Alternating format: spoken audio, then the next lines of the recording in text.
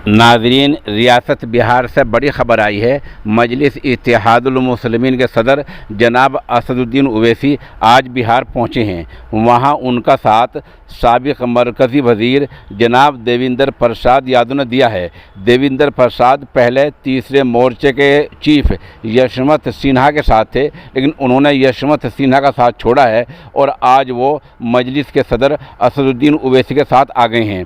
उनकी पार्टी का नाम है यूनाइटेड डेमोक्रेटिक सेकुलर अलायंस। तो ये दोनों मिलकर, मजलिस भी साथ मिलेगी, ये दोनों मिलकर बिहार में इलेक्शन लड़ेंगे।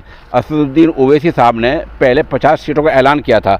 अब देखना ये है कि वहाँ अब ये क्या गुल खिलाएंगे, वोट काटेंगे या वहाँ इलेक्शन लड़ेंगे या वहाँ मेहनत करेंगे और कितनी सीटें ले जाएंगे। ये अब आगे आगे जैसा माहौल आता जाएगा। बहरहाल उन्होंने ये भी कहा है कि हर सेकुलर पार्टी को हम दावत देते हैं।